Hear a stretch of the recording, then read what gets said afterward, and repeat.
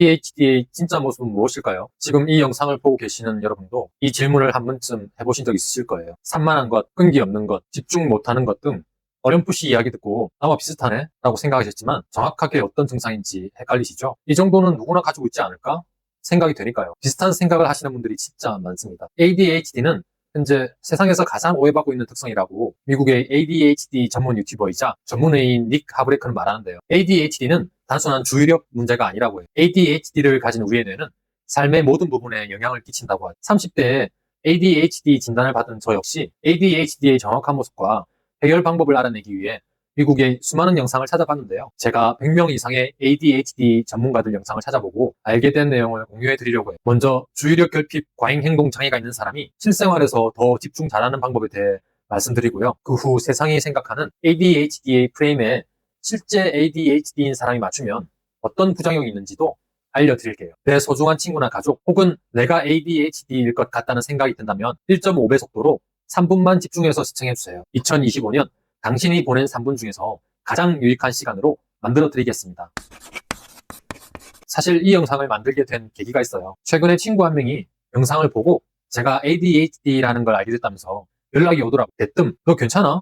많이 힘들지? 하고 묻더군요. 마치 제가 갑자기 정신병 환자처럼 생각하는 느낌이 강했어요. 어떻게 보면 한국 사회에서 주의력 집중, 과잉 행동, 장애라고 명칭을 붙여놨으니 그렇게 보였겠구나 생각되더라고요. 하지만 오랜만에 전화 와서 이런 이야기를 갑자기 하니 솔직히 좀 웃겼습니다. 저는 단 한 번도 제가 정신병자라고는 생각해보지 않았고 앞에서 말씀드린 이유도 있으니 그 친구의 잘못은 아니죠. 하지만 저는 궁금해졌어요. 왜 사람들은 대부분 이 친구처럼 생각할까? 많은 사람들이 ADHD를 가진 사람은 그저 산만하고 혼란스럽게 일을 벌이며 자기 주변을 정리하지 못하는 사람이라고 말하죠. 외적으로 보이는 모습, 즉 부주의함, 충동성, 자제력 부족 등 전형적인 증상을 보면 분명 그렇게 보일 거예요. 하지만 ADHD를 가진 사람들은 알겠지만 이렇게 딱 정의할 수 없는 복잡한 이야기가 분명히 있거든요. 먼저 몇 가지 중요한 사실부터 알고 가는 게 우리 뇌를 정확히 알고 활용하는데 도움이 될 거예요. ADHD는 아동뿐만 아니라 성인도 많이 나타나고 있으며 전 세계 인구의 5에서 7% 정도가 가지고 있다고 해요. 근데 진짜로 충격적인 것은 ADHD가 있는 성인의 80% 정도가 자신은 ADHD가 아니라고 생각한다는 거죠. 뇌과학자들이 말하기에 ADHD는 우리 뇌가 도파민이라는 호르몬이 부족해서 어려움을 겪는 것이라고 합니다. 도파민은 동기부여와 행복을 담당하는데 이게 부족하다 보니 우리 뇌는 본능적으로 그 호르몬을 채워줄 자극적인 활동에 빠지게 된다는 거죠. 신나는 놀이, 자극적인 게임이나 쇼폼, 심하면 행약까지도요. 이렇듯 많은 ADHD인들이 단기적으로 도파민을 급격하게 분출시켜주는 활동에 중독되는데요. 이런 습관의 진짜 문제는 우리가 사용할 수 있는 집중력 총량과 정신적 에너지라는 한정된 자원을 매일 갉아먹는다는 2024년 베스트셀러 하이퍼 포커스의 저자 크리스 벨리는 우리가 생각하는 에너지도 하루 총량이 정해져 있다고 하는데요. 이 에너지를 쇼폼, 게임 등에 사용하게 되면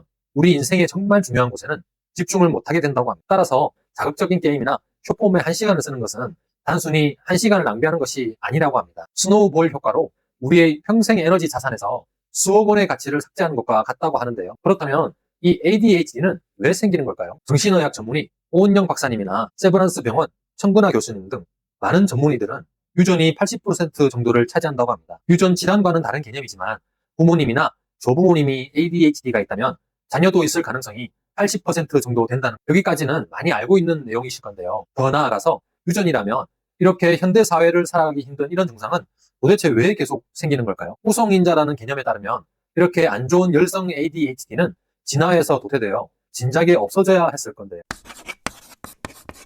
뉴욕타임즈 베스트셀러 작가 톰 하트만은 자신의 저서 ADHD 농경사회의 사냥꾼에서 ADHD는 열성인자가 아니라고 이야기했습니다. 그저 세상을 살아가는 방식이 평범한 사람과는 다른 장점을 가진 인간이라는 것이죠. 현대사회가 만들어지기 훨씬 이전 우리 인류가 생존하는데 꼭 필요했던 신경학적 특성을 가진 우성인자였다고 해요. 사냥꾼과 농사꾼 이론으로 설명하고 있는데요. 고대 사냥으로 생존했던 시대에 우리 ADHD인들은 가족의 생존에 필수적인 사냥 감각이 발달했습니다. 그리고 농사꾼의 감각은 최근 현대사회에 맞는 특성인 것. ADHD가 생기는 원인이 대부분 유전이라는 점을 생각하면 이 주장은 꽤 설득력이 있습니다. 놀랍게도 우리의 많은 특성이 과거 사냥꾼의 장점과 정확히 일치하거든요. 우성인자 진화 생존 이론에서 우리 ADHD 특성은 매우 유리했으니까요. 2008년 로스 웨서턴 대학의 연구에서 케냐의 두 부족을 비교 관찰했는데요. 한 부족은 여전히 사냥을 하는 유목부족이고 다른 부족은 정착생활을 하는 농경부족이었어요. 연구진은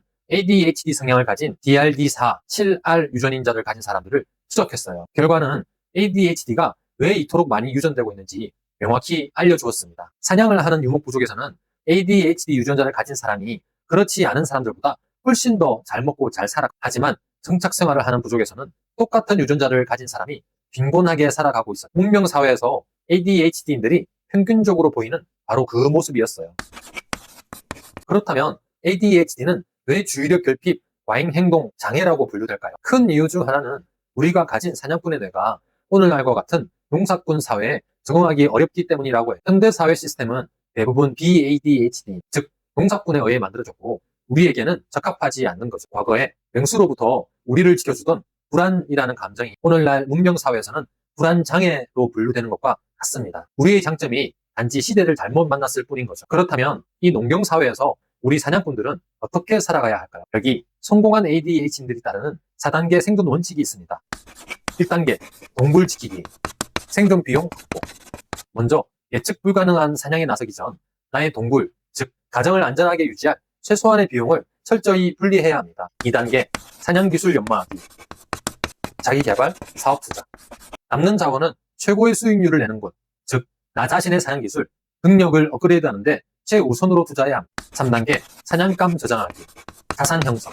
사냥기술이 일정 수준에 오르고 안정적인 수입이 생기면 그제야 잉여 자원을 미래를 위한 저장고, 자산에 쌓기 시작합니다. 4단계, 축제 즐기기. 보상. 이 모든 단계가 충족되고 난 후 비로소 마음껏 축제를 즐깁니다. 이 순서를 꼭 지켜야 돼요. 크기의 차이는 있지만 성공한 ADHD인들은 모두 이 방식을 따라갔습니다. 이제 보통 사람들이 가진 제일 큰 오해를 알려드릴게요. ADHD를 가진 사람들은 집중을 못하는 것이 아닙니다. 정확히 말하면 흥미 없는 것에 집중은 어렵지만 흥미 가는 것에는 오히려 더 쉽게 그리고 더 깊게 집중이 된다는 사실이. 우리는 이때 과몰입, 학계에서 하이퍼 포커스라고 이름 붙인 특별한 정신 상태에 들어갈 수 있어요. 과거 원시 시대 때부터 ADHD인들이 가지고 있는 초능력인데요. 단지 설거지나 지루한 강의처럼 뇌를 자극하지 않는 평범한 일에는 집중하지 못할 뿐인 거죠. 이것이 바로 사회가 ADHD를 멍청하다고 생각하거나 학교 성적이 좋은 사람은 ADHD가 아니라고 오해하는 이유. 이는 전혀 사실이 아니에요. 20세기 최고의 천재라고 불리는 알버트 아인슈타인도 ADHD였고요. 유튜브만 봐도 ADHD를 가지고 있는 스탠퍼드대 교수, 정신과 전문의 선생님, 세계적인 CEO가 많습니다. 여러 연구 결과로 발견한 진실은 ADHD는 세상을 완전히 다른 방식으로 본다는 것입니다. 뇌의 작동 방식 자체가 다르기 때문이죠. 그래서 많은 ADHD인들이 학창시절에 나는 왜 이렇게 집중을 못하고 산만할까? 라고 생각하는 거죠. 따라서 대부분 ADHD인들끼리 친구 무리를 만드는 경우가 많습니다. 서로 이해가 되니까요. 우리는 또한 감정적으로 매우 예민하죠. 어떤 날은 세상에서 가장 깊은 우울함에 빠졌다가 며칠 뒤에는 이 세상에서 가장 행복한 사람처럼 지루한 일을 8시간 내내 하는 사람이 우수하다고 평가하는 세상에서 우리 ADHD인들이 자신의 길을 찾기란 매우 어려운데요. 그래서 사회는 우리를 라고자라 평가. 더 큰 문제는 우리의 특성을 모르고 살아가면 스스로가 나 자신을 라고자라 생각하며 자책한다는 것입니다. 하지만 ADHD인들은 농사꾼의 뇌와는 다른 사냥꾼 뇌의 장점이 많습니다. 보통 사람보다 훨씬 더 위험을 감수하고 창의적이며 열정적이고 번개처럼 빠른 결정을 내릴 수 있죠. 이런 특성은 농사꾼이 볼 때는 부러워하고 따라하기 힘든 능력입니다. 실제로 포브스지에서 발표한 기사에 따르면 CEO 그룹에서 ADHD 성향이 3배 더 높게 나타난다고 합니다. 이런 엄청난 장점에도 불구하고 인구의 90% 이상이 농사꾼인 세상에 적응하기란 여전히 어렵습니다. 학교, 직장의 모든 시스템이 농사꾼에 맞게 설계되어 있으니까요. 그래서 우리는 다수가 맞다고 생각하는 현상에 나를 억지로 맞춰야 되는 상황에 놓이게 되고 콘서타나 아토목세틴 같은 약물에 의존해 나를 바꾸려고 하죠. 이런 약물은 분명히 증상을 관리하고 흥미 없는 과목에도 약간 더 집중하게 만들어 농사꾼처럼 보이게 만들어줄 수 있습니다. 하지만 분명한 것은 우리의 능력을 억제해서 비슷하게 만들어줄 수는 있지만 약을 먹는다고 훌륭한 농사꾼이 될 수는 없다는 거죠. 마치 영화 엑스맨에서 뮤턴트의 초능력을 질병이라고 정의하고 평범한 사람들을 만드는 것을 치료라고 부르는 것처럼 저 자신도 콘서타를 장기간 복용했었어요. 분명 도움이 되었죠. 하지만 동시에 진짜 제 자신의 장점이 발휘되지 않더군요. 아직 전문가들도 장담하지 못하는 장기적인 복용 부작용에 대한 걱정과 함께 저는 결국 약을 먹지 않고 제 장점을 극대화시키는 결정을 하였어요. 일상생활이 전혀 되지 않는 심각한 상태라면 분명 약물이 꼭 필요할 겁니다. 하지만 자신의 강점을 알고 발휘하기를 원하는 분이라면 규칙적인 운동과 같이 나의 뇌를 도와줄 수 있는 자연적인 도구를 이용해서 ADHD를 관리할 수 있어요. 많은 사람들이 행복한 노후를 위해 주식, 코인 혹은 부동산 등에 투자합니다. 하지만 ADHD를 가진 우리에게 최고의 수익률을 보장하는 투자처는 바로 우리 자신의 몸과 두뇌입니다. 주식 투자로 연 20% 이상 수익을 얻고 있는 워렌 버핏은 세계 최고의 투자자로 불립니다. 하지만 ADHD에게 맞는 운동과 집중력 해결 방법으로 우리 몸과 두뇌의 실행력을 올린다면 엄청난 복리 효과로 인생이 변하게 될 겁니다. 성공한 ADHD CEO들이 빈털터리에서 200%, 300%를 넘어 수십조의 부를 얻은 것처럼 말이죠. 결론적으로 ADHD는 장애나 질병이 아니라 어쩌면 사냥시대에 유리했던 다른 종류의 뇌라는 관점이 분명히 존재합니다. 우리나라뿐만 아니라 미국의 많은 과학자들이 이런 연구 결과와 함께 ADHD인들에게 맞는 집중 루틴을 알려주고 있거든요. 톰 하트만 박사, 러셀 바클리 교수, 토마스 브라운 교수 같은 분들이 저는 ADHD인 제 두뇌와 싸우면서 농사꾼의 업무 방식에 맞추는 것이 아닌 사냥꾼의 뇌의 장점을 최대한 발휘하는 방법을 미국 교수님들께 배워서 활용하고 있습니다. 해보니 진짜 효과가 좋더라고요. 이 내용을 ADHD를 가진 분들께 도움이 될 수 있도록 공유하고 있습니다. 분명히 당신의 ADHD 성향이 질병이나 장애가 아닌 특별한 장점으로 보는 것은 여러분의 행복을 위해 꼭 필요한 관점입니다. 장애로 정의하는 우리나라 교수님들과 미국의 전문가들조차 ADHD를 극복하는데 가장 중요한 것은 자책을 멈추는 것이라고 말씀하시거든요. ADHD를 가지고 있거나 혹은 혹시 나도 생각되는 분들께 가장 도움이 되는 것은 현실을 정확하게 알고 널리 알리는 것입니다. 주변에 소중한 지인이 있다면 이 영상을 공유해주세요. 자책을 그만두고